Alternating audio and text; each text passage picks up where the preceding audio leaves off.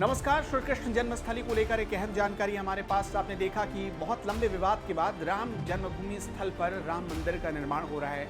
अब इसी तरह मांग ये उठने लगी है कि श्री कृष्ण जन्मस्थली पर जो शाही मस्जिद है वो कृष्ण जन्मस्थली की भूमि पर ही, यानी श्री कृष्ण जन्मस्थली पर ही बनाई गई है, उस मस्जिद को हटाया जाए और वहां पर भव्य मंदिर का निर्माण हो।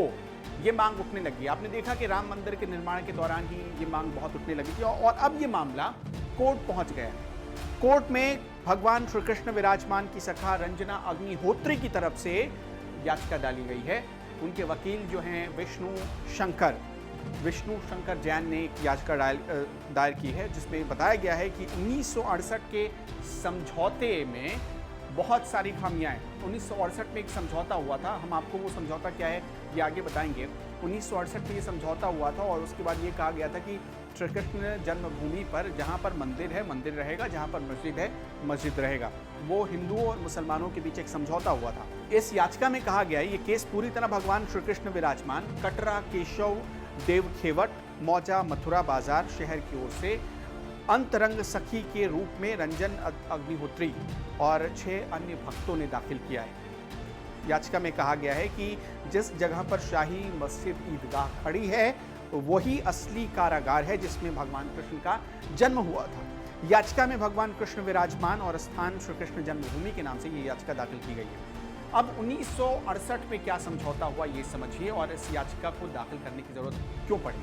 आप में से बहुत सारे लोग मथुरा गए होंगे, मथुरा के मंदिर को देखा होगा और आपने देखा होगा कि किस तरह से मंदिर और मस्जिद या फिर ईदगाह की दीवारें जो है वो आपस में एक दूसरे को छूती है, या यूँ कह लें कि दोनों बहुत आसपास हैं और इसी को लेकर पूरा विवाद है। दरअसल 1935 में औरंगजेब ने प्राचीन केशवनाथ मंदिर को तबाह कर दिया था और वहां पर शाही ईदगाह मस्जिद का निर्माण किया। लेकिन 1935 में इलाहाबाद हाई कोर्ट ने वाराणसी के हिंदू राजा को जमीन का कानूनी अधिकार सौंप दिया। वहां तक तो ठीक था, लेकिन विवाद फिर से बढ़ गया 1960 के दशक में।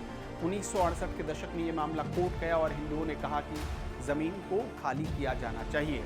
जहाँ पर कारावास है, जहाँ पर कारागार था जिसमें जन्म हुआ था भगवान कृष्ण का, वो उस जगह पर अब ईदगाह बन चुकी है, तो इसलिए उस जमीन को खाली करके वहाँ मंदिर का निर्माण होना चाहिए। ये मामला कोर्ट गया, लेकिन कुछ ही महीनों बाद हिंदुओं और मुस्लिम पक्षकारों ने मिल बैठकर आपस में सुलह कर लिया, समझौता हो गया और कहा गया कि यथास्थिति बनी रहेगी, मतलब जो जहाँ पर है वो बना रहेगा।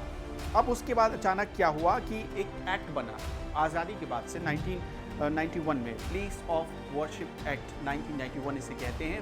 उसमें ये कहा गया कि आज़ादी के बाद से जो जिस स्थिति में है, यानी जहाँ मंदिर है वहाँ मंदिर ही रहेंगे, जहाँ मस्जिद है वहाँ मस्जिद ही रहेगी।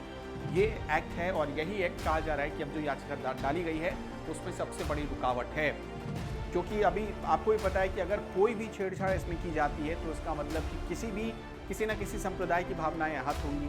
इसलिए इस एक्ट को बनाया गया ताकि राम जन्मभूमि जैसा विवाद कहीं दूसरी जगह खड़ा ना हो। इसके लिए व्यवस्था की गई है बाकायदा हमारे संविधान के भीतर।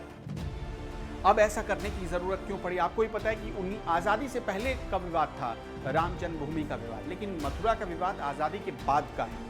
जैसे कि आपने सुना कि 1964 में ये विवाद शुरू हुआ, 1968 में सुलह समझौता हो गया और अब चूंकि ऐसा प्रावधान है कि इस विवाद में कोई भी आगे हस्तक्षेप नहीं करेगा, इसलिए बहुत कम संभावना है कि कोर्ट इस मामले पर किसी एक पक्ष में फैसला दे या कम संभावना है कि इस याचिका को स्वीकार करे।